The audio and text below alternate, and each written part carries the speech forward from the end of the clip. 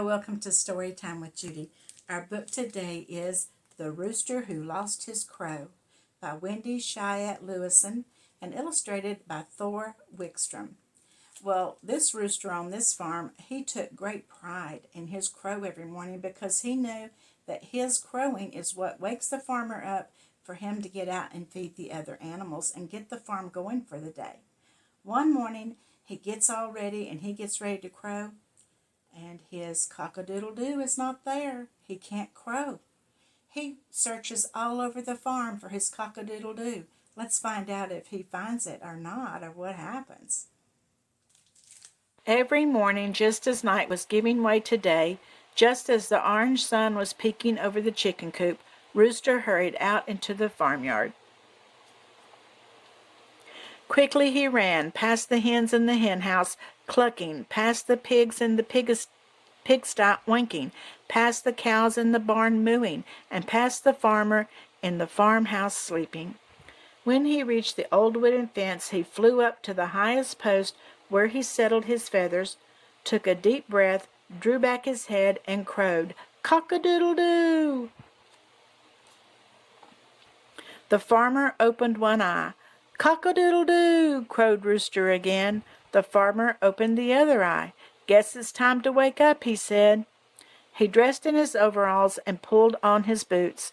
Then out he went to gather the eggs, feed the pigs, and milk the cows. And all was right with the world.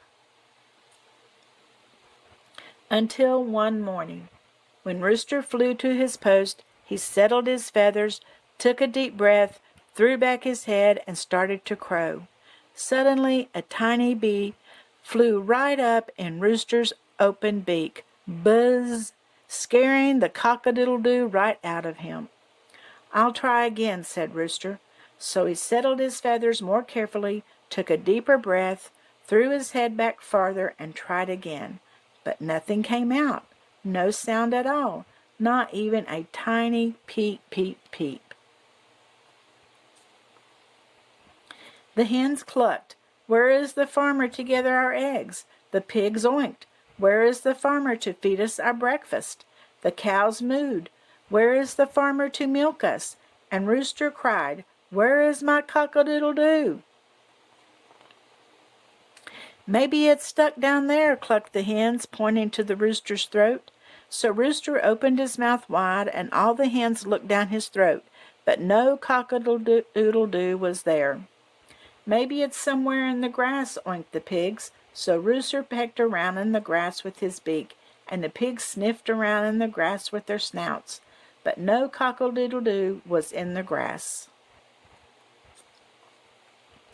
"Maybe it went home," mooed the cows. So Rooster ran all the way home, but no cock-a-doodle-doo was there. "It's gone! I've lost it!" cried Rooster. "I must find my cock-a-doodle-doo, or the farmer won't know that it's time to wake up." So Rooster searched all over the farm. He looked in the shed. A tractor was in the shed, but no cock-a-doodle-doo. He looked in the pond. Some ducks were swimming in the pond, but no cock-a-doodle-doo. He looked behind a haystack. A pitchfork was behind the haystack, but no cock-a-doodle-doo. He looked in the cornfield. A mouse was hiding in the cornfield, but no cock-a-doodle-doo.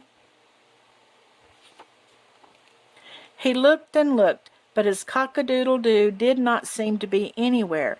Rooster did not know what else to do, so he stood on a rusty milk bucket looking sad. Suddenly Rooster heard a great peeping and squawking. It was coming from the chicken coop. What could be the matter? Rooster stopped thinking about his cock-a-doodle-doo. He ran over and peeked in the chicken coop window.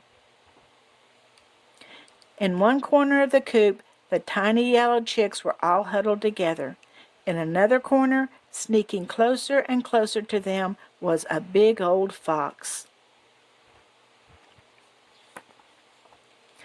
In an instant, Rooster flew into the coop. He planted himself right down between the frightened chicks and the old fox. Then he fluffed up his feathers so that he looked big and mean, took a deep breath, and threw back his head. "Cock-a-doodle-doo!" crowed Rooster. It was the loudest cock-a-doodle-doo Rooster had ever crowed. It was also the loudest cock-a-doodle-doo the fox had ever heard, and he didn't wait around for the farmer to come running, but skedaddled right out of that chicken coop as fast as he could go. "I found it," crowed Rooster. "My cock-a-doodle-doo was right here in the chicken coop." Everyone agreed that the bee had indeed scared the cock-a-doodle-doo into the chicken coop. As for the farmer, when he heard that very loud cock-a-doodle-doo, he opened both eyes at once. "Guess it's time to wake up," he said. He dressed in his overalls and pulled on his boots. Then out he went to gather the eggs, feed the pigs, and milk the cows. And all was right with the world. Well, without that rooster, the farmer wouldn't wake up, would he? Is there a rooster that lives close to your house? There's a rooster that lives close to my house, and I do hear him every once in a while. I hope you enjoyed this story, and I'll see you again tomorrow, and don't forget to like and subscribe.